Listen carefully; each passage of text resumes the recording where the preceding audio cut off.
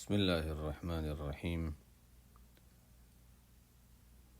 الحمد لله رب العالمين، حمدا كثيرا طيبا مباركا فيه مباركا عليه كما يحب ربنا ويرضى، جل جلاله وعم نواله، والصلاة والسلام على سيد الحبيب المصطفى وعلى آله وصحبه نجوم الهدى قادة التقى. أما بعد، اللهم انفعنا بما علمتنا وعلمنا ما ينفعنا.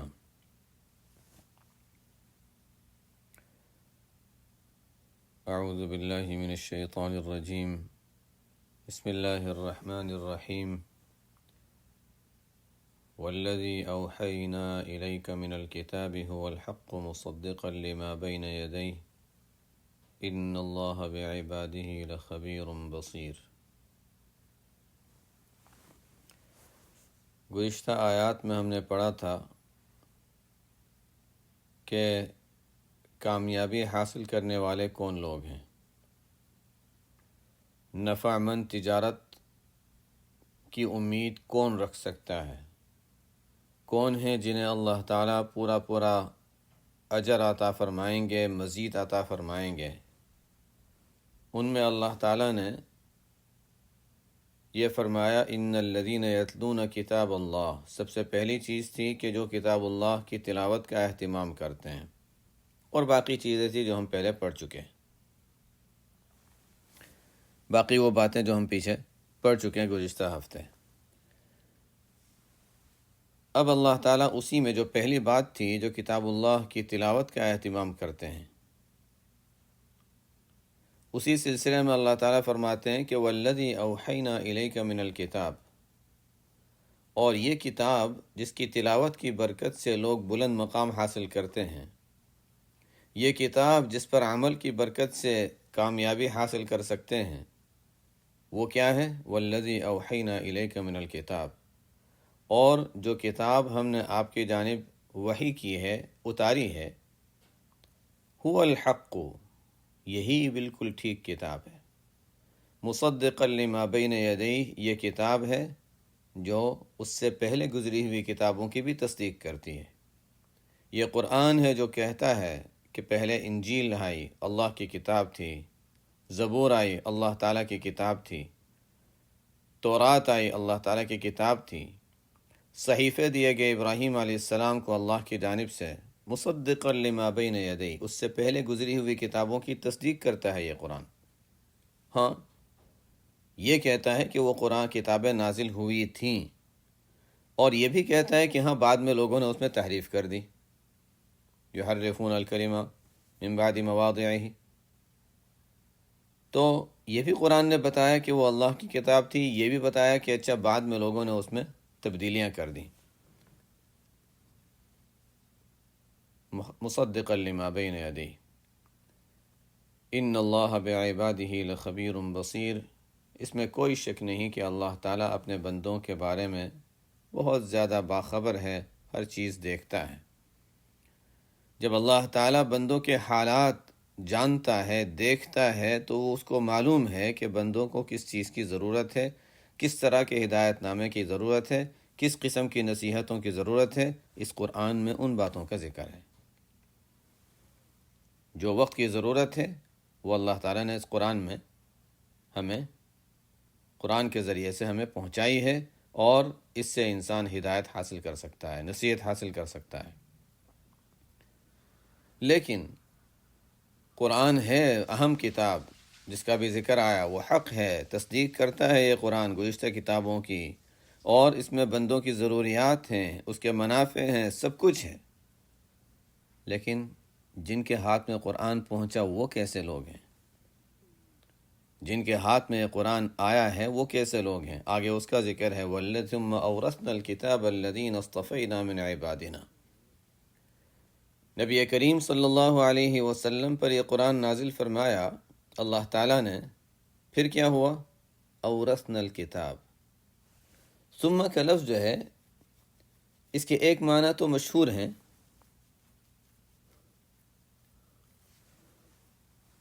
اس کے ایک معنی تو مشہور ہیں کہ ایک چیز ہو چکی، اس کے ایک عرصے کے بعد دوسری چیز ہوتی ہے۔ ایک شخص آیا، پھر دوسرا آیا، ہم کہیں گے اچھا جاء فلان ثم جاء فلان، ترتیب زمانی۔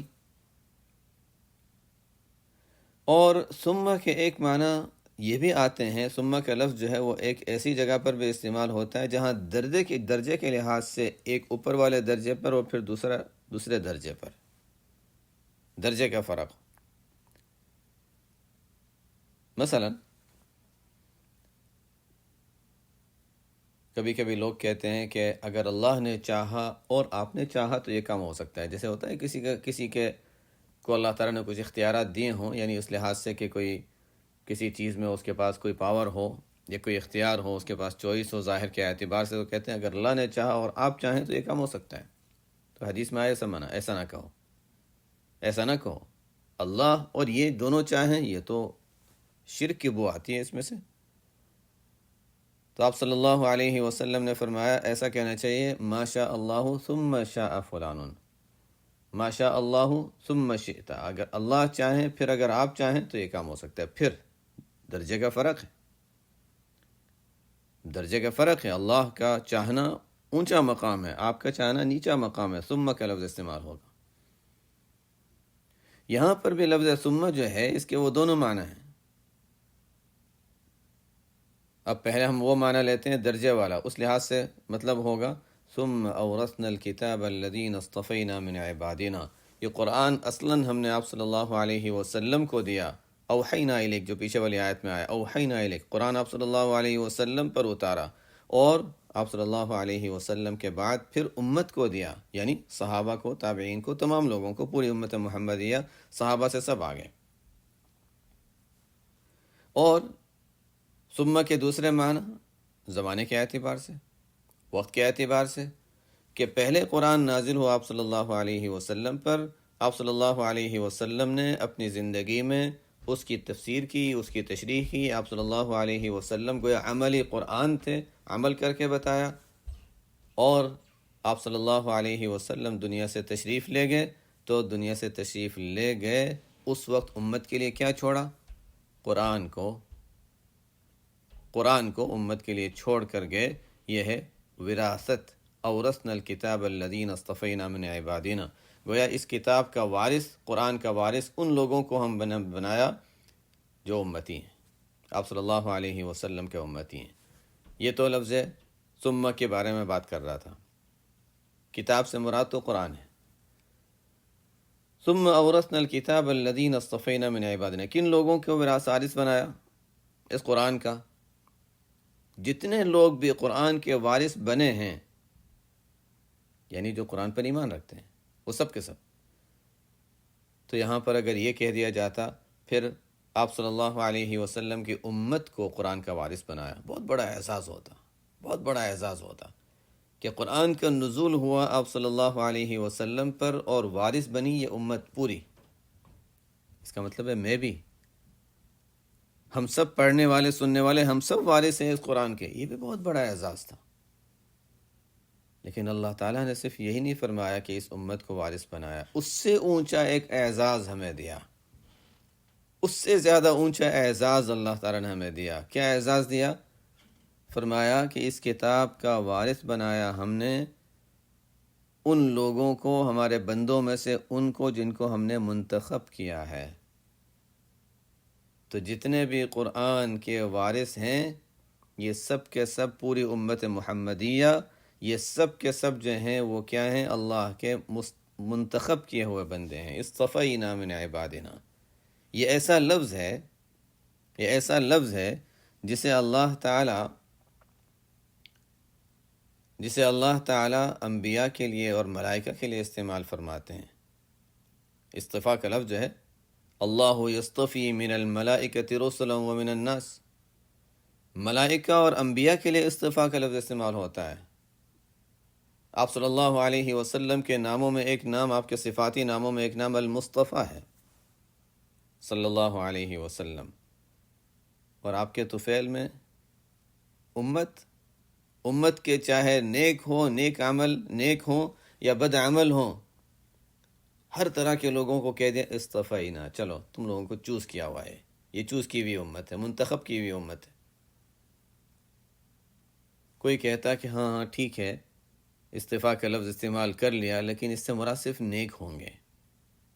ظاہر ہے جو لوگ نیک نہیں ہیں، جو بدعمل ہیں، جو فاسق ہیں، ان کو تو اللہ تعالیٰ نہیں فرمائیں گے کہ استفینا من عبادنا۔ اللہ تعالیٰ فرماتے ہیں نہیں، ایسی بات نہیں ہے۔ میرے محبوب صلی اللہ علیہ وسلم کے ماننے والے وہ سب کے سب مصطفیٰ ہیں، وہ سب کے سب منتخب کیے ہوئے، وہ سب کے سب وہ ہیں جن کو ہم نے منتخب کیا ہے۔ آگے کیا فرمایا؟ فَمِنْهُمْ ظَالِمٌ لِنَفْسِهِ وَمِنْهُمْ مُقْتَصِدٌ وَمِنْهُمْ سَابِقٌ بِالْخَيْرَاتِ بِإِذْنِ اللَّهِ۔ تین قسم کے لوگوں کو بیان کر دیا، کسی کو نکالنا نہیں ہے۔ یہ سب میرے محبوب کے امتی ہیں، سب کو شامل کر لو اصطفینا من عبادنا میں۔ یہ بہت بڑا ایک اعزاز ہے اس امت کے لیے۔ ایک تو اللہ تعالیٰ نے ہمارے لیے فرمایا اصطفینا، ہم نے چوز کر لیا، منتخب کر لیا، اور یہ لفظ انبیاء اور ملائکہ کے لیے استعمال ہوتا ہے۔ من عبادنا، ہمارے بندے، یہ اللہ تعالیٰ کی طرف سے خصوصی اعزاز ہے۔ ظاہر ہے کہ اس کتاب کے وارث اصلاً کون ہیں؟ اصلاً اس کتاب کے وارث کون ہیں؟ جو اس کو پڑھتے ہیں، سمجھتے ہیں اور سمجھنے کی کوشش کرتے ہیں، جس کا مطلب یہ ہے کہ اصلاً جو اہل علم ہیں، جو علم رکھتے ہیں، علم سے مراد خشیت کے ساتھ علم، پیچھے آ چکا ہے، یہ زبانی عالم نہیں، جو لوگ علم اور خشیت رکھتے ہیں، قرآن کا علم رکھتے ہیں، وہ ہیں جو وارث ہیں اس کتاب کے، اور اس کے ساتھ ساتھ وہ چونکہ امت تک پہنچانے کا ذریعہ ہیں تو پوری امت کو کہہ دیا کہ سب وارث ہیں۔ اب ان وارثوں میں سے بعضے کیسے نکلے؟ فَمِنْهُمْ ظَالِمٌ لِنَفْسِهِ، بعضے وہ ہیں جو اپنے آپ پر ظلم کرتے ہیں۔ یہ نہیں کہا کہ اللہ کی نافرمانی کرتے ہیں، اپنے آپ پر ظلم کرتے ہیں۔ کیوں اپنے آپ پر ظلم کرتے ہیں؟ کوئی اپنے آپ کو مارتا ہے؟ عام طور پر تو انسان نہیں مارتا اپنے آپ کو، جن کی عقل صحیح ہوتی ہے عام طور پر انسان اپنے آپ کو نہیں مارتا، اور خلاف عقل بھی ہے، خلاف شرع بھی ہے، اپنے آپ کو کیوں مارے کوئی؟ سوائے بعض لوگوں کے جو محرم میں اپنے آپ کو بہت مارتے ہیں، ورنہ عام طور پر انسان اپنے آپ کو نہیں مارتا، اور مارنا بھی نہیں چاہیے، نہ شرعاً ہے نہ عقلاً ہے، مارنا ہی منع ہے۔ اپنے کسی قریبی کا انتقال ہو جائے اس پر بھی اپنے آپ کو مارنا منع ہے، حدیثوں میں صاف صاف منع آیا ہے، صبر کا حکم ہے۔ تو میں مسلمانوں کی بات کر رہا ہوں جو اسلام کو اور آپ صلی اللہ علیہ وسلم کی تعلیمات کو قبول کرتے ہیں، ان کے لحاظ سے کہ اپنے آپ کو تو کوئی نہیں مارتا۔ تو سوال ہوگا کہ ظلم کیسے کر رہے ہیں؟ ظلم ایسے کر رہے ہیں کہ وہ آخرت کے نقصانات کو سمجھے نہیں، اور آخرت کے لیے اپنے آپ کے لیے آگ تیار کر رہے ہیں، آخرت کے لیے عذاب کا سامان تیار کر رہے ہیں، اس لحاظ سے اپنے آپ پر ظلم کر رہے ہیں۔ دنیا میں ظاہراً اپنے آپ کو راحت پہنچا رہے ہیں، یہ حرام کھا لیا، وہ لے لیا، یہاں سے لوٹ لیا، یہاں سے چوری کر لی، ظاہراً وہ کوشش کر رہے ہیں اپنے آپ کو راحت پہنچانے کی، دنیا کے سکون سے بھی محروم کرتے ہیں اور آخرت کے عذاب میں مبتلا کرتے ہیں، ظلم ہے۔ فَمِنْهُمْ ظَالِمٌ لِنَفْسِهِ وَمِنْهُمْ مُقْتَصِدٌ۔ یہ کتاب اللہ کے وارثین کی بات ہو رہی ہے، امت محمدیہ صلی اللہ علیہ وسلم کی بات ہو رہی ہے کہ فَمِنْهُمْ ظَالِمٌ لِنَفْسِهِ۔ دوسری قسم وہ ہے جو معتدل ہیں، میں لفظی ترجمہ کر رہا ہوں، معتدل۔ وَمِنْهُمْ سَابِقٌ بِالْخَيْرَاتِ۔ تیسری قسم ہے وہ لوگ جو نیکیوں میں سبقت کرنے والے، آگے بڑھنے والے ہیں۔ پہلے تو ہم یہ سمجھیں کہ یہ تین قسمیں کون سی ہیں، پھر اس کے بعد یہ سمجھیں کہ یہ ترتیب اس طرح کیوں بیان کی گئی کہ پہلے ظالم کو، پھر مقتصد، پھر سابق کو بیان کیا گیا۔ یہاں پر مفسرین کے بہت اقوال ہیں، لیکن یہ اقوال کا مطلب یہ نہیں ہے کہ ایک دوسرے کے خلاف ہیں، بلکہ ہر ایک نے اپنے انداز سے اس کو سمجھایا ہے۔ 40 سے زیادہ اقوال بیان کیے گئے ہیں، لیکن آپس میں تعارض کے طور پر نہیں، بلکہ اپنے اپنے انداز سے اس کو سمجھایا ہے۔ ظاہر ہے کہ ہم اگر 3 قسمیں کرتے ہیں تو 3 قسموں میں الفاظ قرآن جو ہیں ظالم لنفسہ، مقتصد و سابق بالخیرات، مفہوم واضح ہے۔ اتنی بات ذہن میں رہے مفہوم کو سمجھنے کے لیے کہ جمہور مفسرین کے نزدیک اور احادیث سے جو ثابت ہوتا ہے وہ یہ کہ تینوں مؤمنین ہیں، حدیث میں آتا ہے تینوں گروہ آخر میں تو یعنی تینوں گروہ ہیں جنتی، کلہم فی الجنہ، تینوں جنتی ہیں۔ اس کا مطلب کیا ہوا؟ جنتی کا مطلب کوئی شروع میں جائے گا، کوئی درمیان میں جائے گا، کوئی اونچے درجے پر، کوئی نیچے درجے پر، لیکن آخر میں کبھی نہ کبھی جنت میں چلے جائیں گے۔ تو تینوں قسمیں جنتی ہیں۔ گویا ایمان والوں کی تین قسمیں بیان ہو رہی ہیں۔ یہ تو بات جمہور کے نزدیک طے ہے اور احادیث سے ثابت ہے۔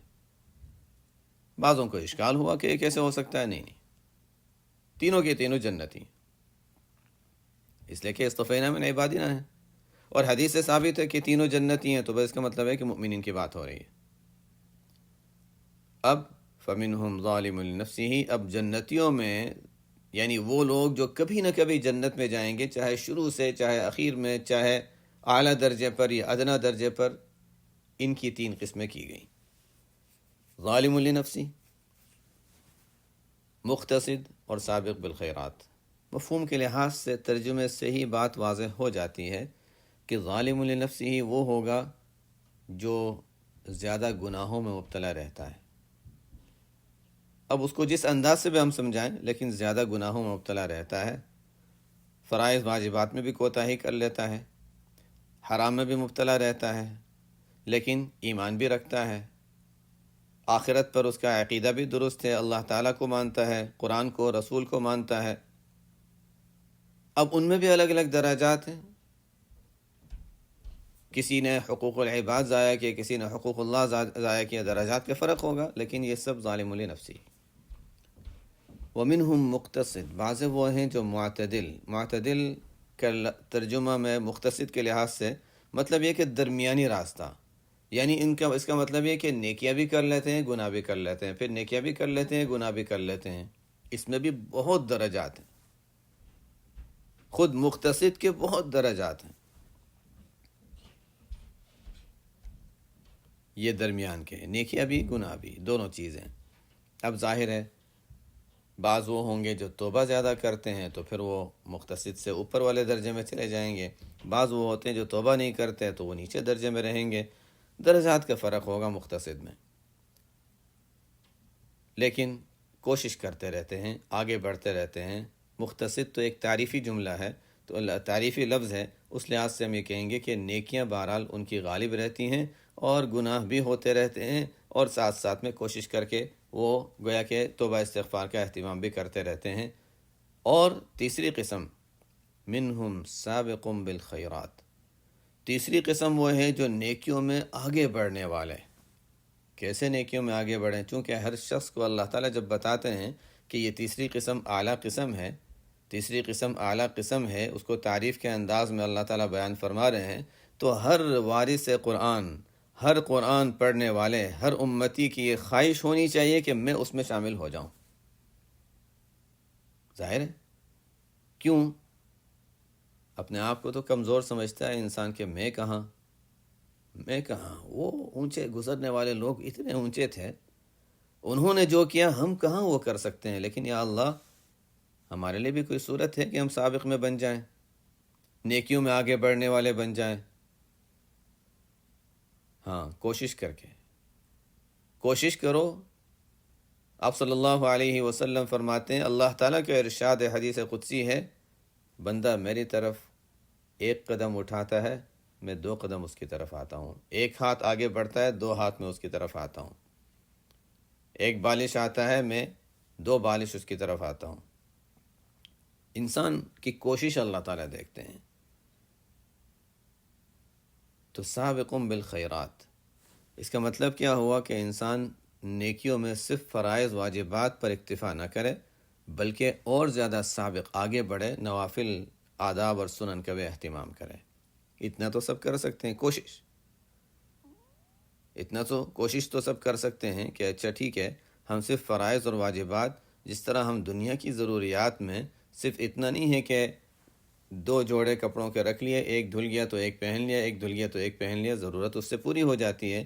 تو آخرت کے اعمال میں ایسا تو نہیں کہ ہم صرف فرض ادا کر دیا کہ بس فرض سے زیادہ کی ضرورت نہیں ہے، نہیں، فرض سے زیادہ بھی ادا کریں، جو فرض ادا کریں وہ سنت کے مطابق کریں، کچھ نہ کچھ نوافل بھی زندگی میں ہوں، اور کچھ نہ کچھ تسبیحات، درود شریف وغیرہ کا اہتمام بھی ہو، کچھ نہ کچھ تلاوت کا اہتمام بھی ہو، اس کے علاوہ سنتوں کا اہتمام بھی ہو، انسان لگا رہے، یہ نہیں کہ ہر وقت بس اپنے آپ کو یہ کہ مصروف ہوتا ہے عبادت میں، لیکن سنتوں پر عمل کرنے سے ہوتا ہے کہ انسان عبادت میں بھی ہوتا ہے اور تھکتا بھی نہیں، ہر کام کر رہا ہے لیکن سنت پر عمل کی نیت سے کر رہا ہے، ثواب بھی مل رہا ہے، لگا رہے کام میں۔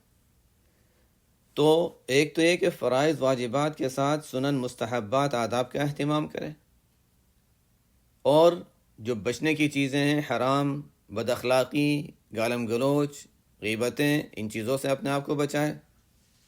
یہ بہت ضروری ہوتا ہے اس کا تذکرہ کرنا، اس سے کہ ہم لوگ کبھی کبھی صرف عبادات کا اہتمام کر کے سمجھ جاتے ہیں کہ ہاں ٹھیک ہے چلو اب ہم سابق بالخیرات میں شامل ہو گئے، لیکن کہاں ہماری بد اخلاقی، ہماری زبان سے جو لوگوں کو تکلیف پہنچتی ہے، یہ چلو نہیں پہنچتی، ہم گھر میں بند ہو کر دوسروں کی ادھر ادھر کی برائیوں میں جو لگے رہتے ہیں، اس نے یہ کہا اور اس نے یہ کیا اور اس نے اس طرح کیا اور ادھر کی باتیں اور ادھر کی باتیں، بعض فیملیوں میں خاص طور پہ یہ ایک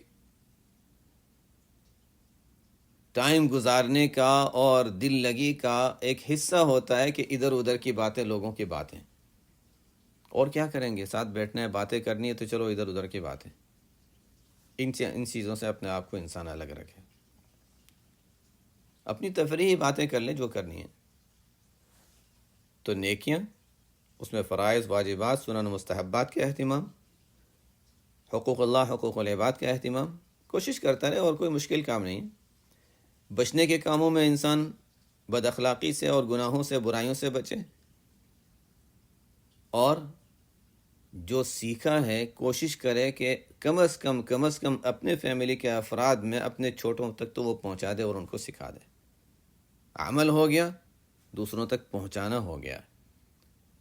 ہر گھر کا بڑا جو گھر میں ہوتا ہے، بڑا ہوتا ہے، برابر کا ہوتا ہے، اپنے ساتھیوں کو، اپنے دوسروں کو، اپنے ماتحتوں کو اچھے راستے پر لگا سکتا ہے، اچھی چیز سکھا سکتا ہے، تو گویا عمل کے ساتھ دوسروں تک پہنچانا اور سکھانا، بس یہ کام کر لیا، انسان اس کام میں لگا رہے۔ اب اللہ تعالیٰ کا معاملہ ہے کہ وہ ہمیں سابق بالخیرات میں اپنے فضل سے داخل کر دیں تو اللہ تعالیٰ کا احسان ہوگا۔ کوشش اور دعا میں تو کوئی اشکال ہی نہیں ہے، انسان کوشش بھی کرتا رہے اور دعا بھی کرتا رہے۔ ہمارے بعض مشائخ تو یہ دعا کیا کرتے تھے کہ اللہ، ولایت کا جو سب سے اونچا مقام کسی کا ہو سکتا ہے اس مقام تک مجھے پہنچا دے۔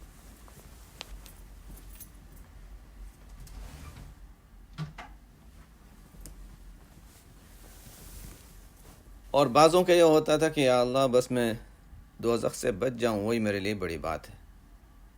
ہر ایک کا اپنا ایک انداز ہے۔ بہرحال یہاں پر تو یہ ہے کہ اللہ تعالیٰ فرما رہے ہیں کہ یہ لوگ پسندیدہ ہیں، تو ہم اللہ تعالیٰ سے دعا کریں کہ یا اللہ جو تجھے پسند ہے اس جماعت میں ہمیں بھی شامل فرما دے۔ کوشش کے لیے میں نے بتا دیا کہ کیا کرنا ہے، کہ ہمیں ان چیزوں کا اہتمام کرنے کی ضرورت ہے۔ خود عمل کریں، عمل میں نے بتا دیا کیا کرنا ہے، کرنے کے کام، نہ کرنے کے کام، خود عمل کریں، اور کوشش یہ کریں کہ ہمارے عمل سے دوسروں کو فائدہ ہو جائے تو دوسروں تک پہنچا کے جائیں، تاکہ جب ہم قبر میں چلے جائیں تو ہمارے بعد والے ہماری سکھائی ہوئی باتوں پر، تعلیمات پر عمل کرتے رہیں، اور ہمارے لیے وہ ترقیات کا ذریعہ بنتا رہے۔ ہمارے ہندوستان میں ڈابھیل میں جہاں میں نے 2 سال تعلیم حاصل کی ہے، حضرت مفتی احمد صاحب خان پوری مدظ اللہ کے پاس، وہاں کے اس ادارے کے ایک بہت بڑے قاری، جو پورے گجرات کے لیے ایک بہت بڑے قاری ثابت ہوئے، اور گجرات کے علاقے میں وہاں پر قراءت کو عام کرنے والے، تصحیح قرآن کی اور تجوید کو عام کرنے والے، اور قراءت 7 عشرہ کو عام کرنے والے، اسی پر انہوں نے قرآن ہی کے لیے اپنی زندگی کو وقف کر دیا تھا۔ بہار کے علاقے سے آئے تھے، اور وہاں پر تقریباً 50 سال اس ادارے میں، وہاں پر گجرات میں انہوں نے خدمات کی ہیں۔ چند دن پہلے، 2-3 دن پہلے ان کا انتقال ہوا، ہفتے کے دن انتقال ہوا۔ کتنے شاگرد چھوڑے ہیں گننا بھی مشکل ہے۔ ان کے شاگردوں نے کتنے ادارے قائم کیے ہیں، کتنی جگہوں پر، دنیا کے کن کن علاقوں میں تجوید، اپنا گجرات کا علاقہ وہاں کا جو ہے وہ تو ہے ہی ہے، اس کے علاوہ دنیا بھر کے مختلف علاقوں میں، دور دور ملکوں میں ان کے شاگرد پھیلے ہیں، اور وہاں پر وہ قرأت وغیرہ کی تعلیم دیتے ہیں، کیسا اللہ تعالیٰ نے قرآن کے ساتھ ان کو جوڑا۔ یہ ہے اورثنا الکتاب، کتاب اللہ کے وارثین۔ بہرحال اب یہ 3 قسمیں بیان کر دی۔ ظالم کے معنی بھی واضح ہو گئے، جیسے میں نے بتایا اس میں 40 سے زیادہ اقوال ہیں کہ ظالم کون ہے، مقتصد کون ہے، سابق بالخیرات کون ہے۔ نتیجہ اور خلاصہ میں نے بتا دیا۔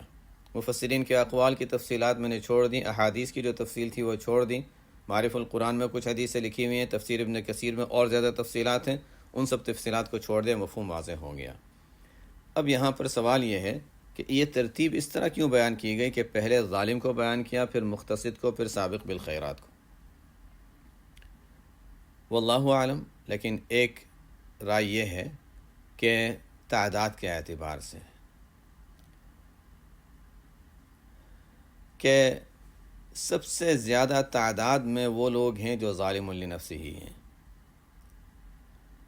اس کے بعد تعداد ان لوگوں کی ہے جو مقتصد ہیں، اور کم تعداد ان لوگوں کی ہے جو سابق بالخیرات ہیں۔ اب آگے چلتے ہیں۔ وَمِنْهُمْ سَابِقٌ بِالْخَيْرَاتِ کے بعد اللہ تعالیٰ نے فرمایا بِإِذْنِ اللہ۔ ظالم لنفسہ کے ساتھ ایسی کوئی بات نہیں فرمائی، مقتصد کے بعد ایسی کوئی بات نہیں فرمائی، لیکن سابق بالخیرات کے بعد فرمایا بِإِذْنِ اللہ، اللہ کے حکم سے۔ جو مقتصد نیکیاں کرتا ہے وہ بھی تو اللہ کے حکم سے ہے، جو شخص قرآن کا وارث بنا ہے وہ بھی تو اللہ کے حکم سے ہی بنا ہے، لیکن یہاں پر اللہ تعالیٰ فرماتے ہیں سابقٌ بالخیرات بإذن اللہ۔ یہ قرآن کی تعلیمات کا ایک اہم حصہ ہے کہ جب کوئی شخص نیکی کے راستے پر لگا ہے اور وہ کوشش کر رہا ہے کہ وہ اپنے آپ کو سابق بالخیرات میں داخل کر لے، اور اس کوشش میں لگا ہوا ہے، نیکیاں بھی کرتا ہے، تہجد پڑھتا ہے، حقوق اللہ کا خیال رکھتا ہے، حقوق العباد کا خیال رکھتا ہے، اور اخلاق میں اچھائی کی کوشش کر رہا ہے، اپنی اصلاح میں لگا ہوا ہے، نیکیوں کے راستے میں آگے بڑھ رہا ہے، تو کہیں اپنے آپ کو وہ بزرگ سمجھنے نہ لگ جائے، کہیں اپنے آپ کو وہ کوئی نیک سمجھنے نہ لگ جائے، اپنا کوئی کمال سمجھنے نہ لگ جائے۔ فرمایا اگر تم نیک کام کر بھی رہے ہو، ظاہر کے اعتبار سے قبول ہونا نہ ہونا وہ تو بات کی بات ہے، اگر کر بھی رہے ہو تو یاد رکھو کہ اللہ کے حکم سے اور اللہ کی اجازت سے ہے، ورنہ نہیں کر سکتے تھے۔ بإذن اللہ۔ داؤد علیہ السلام کے یہاں 24 گھنٹے ہر وقت کوئی نہ کوئی خالص عبادت میں لگا رہتا تھا، ہر وقت حکم تھا اعملوا آل داؤد شکرا وقلیل من عبادی الشکور۔ خیال آیا کہ ہر وقت ہمارے پاس تو کوئی نہ کوئی اللہ کی عبادت میں لگا رہتا ہے، اللہ تعالیٰ کی طرف سے تنبیہ ہوئی۔ تنبیہ یہ تھی کہ یہ 24 گھنٹے عبادت میں لگے رہنا کسی نہ کسی کا یہ اللہ کے فضل سے ہی ہوتا ہے، اللہ کے حکم سے ہوتا ہے، کسی کا اس میں کمال نہیں ہے۔ ظاہر ہے کسی کا کمال تو نہیں ہے، لیکن پھر بھی ایک طرح سے احساس ہوتا ہے چلو ہمارے یہاں ہر وقت کوئی نہ کوئی عبادت میں لگا رہتا ہے۔ لیکن اللہ تعالیٰ کبھی کبھی ایسی بھی تنبیہ فرما دیتے ہیں کہیں ایسا خیال نہ آ جائے کہ یہ ہماری کوشش کا نتیجہ ہے، اللہ کی توفیق کا نتیجہ ہے۔ ہوا کیا، داؤد علیہ السلام عبادت کے لیے بیٹھے ہوئے ہیں۔ وہی وقت ایک وقت ہے جو ان کا خاص ہے، دوسرے افراد بھی گھر کے ہوتے تھے، اب ان کا وقت ہے عبادت میں لگے رہنے کا۔ اچانک سے 2 لوگ آ گئے، یہ 2 فریق آ گئے مقدمہ لے کر، ان کا یہ معاملہ ہے، ان کا یہ معاملہ ہے، اس کا یہ معاملہ ہے، اور آپس میں مقدمہ اپنا پیش کیا اور اس کے فیصلے میں لگ گئے۔ احساس ہوا کہ ہاں ہمیں تو سوچ رہا تھا کہ ہر وقت کوئی نہ کوئی خالص اللہ کی عبادت میں لگا رہتا ہے، حالانکہ یہ فیصلہ کرنا بھی عبادت کوئی کم درجے کے نہیں، لیکن یہ ہر وقت تنہائی میں بیٹھ کر اللہ کی صرف اللہ کی عبادت میں لگے رہنا، یہ اللہ کی توفیق سے ہو رہا تھا، اللہ تعالیٰ نے اس کے اسباب پیدا فرمائے تھے، ورنہ انسان کا کیا ہے۔ تو اس لیے فرمایا بإذن اللہ۔ یہ تو پہلے بھی آ چکا ہے قرآن میں، اس کو خاص طور پہ اہتمام کیا گیا کہ دیکھو جب کوئی فضیلت پر عمل کرو اپنے آپ کو فضیلت والا نہ سمجھو، یہ انسان کو گرا دے گی یہ چیز۔ کسی کو حج میں جو کہیں جائے یا جو گیا ہے اب تک، تو ان کو شاید کچھ اندازہ ہو، ایک مرتبہ جا کر تو پتہ نہیں، لیکن بہرحال جاتے ہیں تو اندازہ ہوتا ہے۔ وہ کیا؟ ذی الحجہ کی 10 تاریخ کو جو بھی اعمال ہیں حج کے وہ کر لیتے ہیں، 11 تاریخ کو جو اعمال ہیں وہ اصل جمرات کی رمی ہے وہ کر لیا، 12 تاریخ کو سب کی بس اب خواہش ہوتی ہے اور سب کی کوشش ہوتی ہے بس جمرات کی رمی کریں اور جائیں، جہاں بھی مکہ مکرمہ میں ہوٹل ہے وہاں چلے جائیں، جہاں بھی چلے جائیں، بس ان خیموں سے اب نکلنا ہے۔ کچھ لوگ ہوتے ہیں جو یہ چاہتے ہیں، ان کی بھی بڑی تعداد ہوتی ہے، جو یہ چاہتے ہیں کہ ہم سنت پر عمل کرتے ہوئے ایک اور دن ٹھہریں اور 13 ذی الحجہ کو وہاں سے نکلیں۔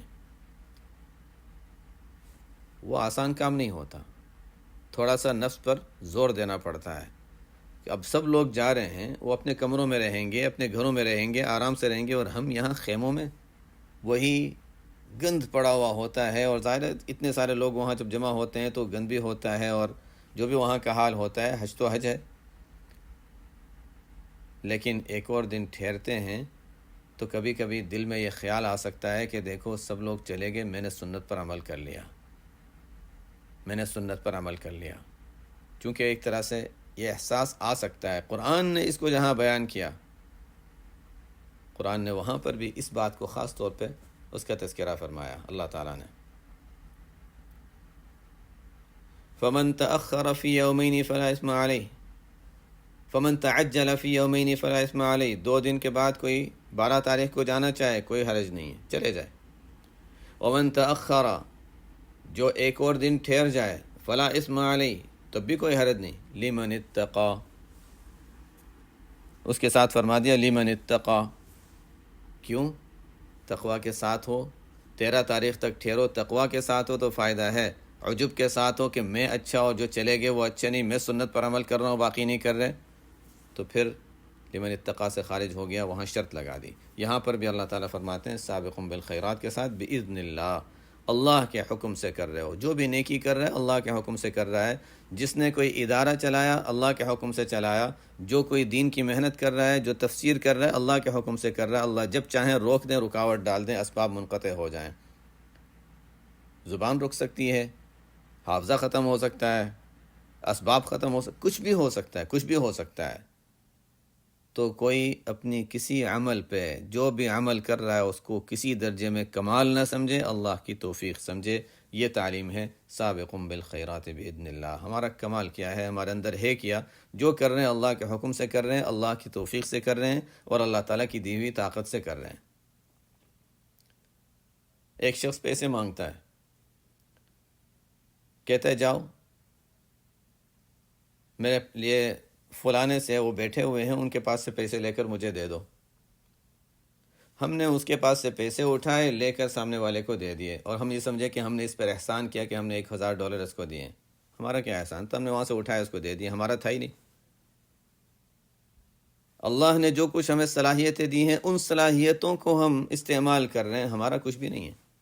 سابقوں بالخیرات باذن اللہ، اللہ کے حکم سے کر رہے ہیں جو بھی کر رہے ہیں۔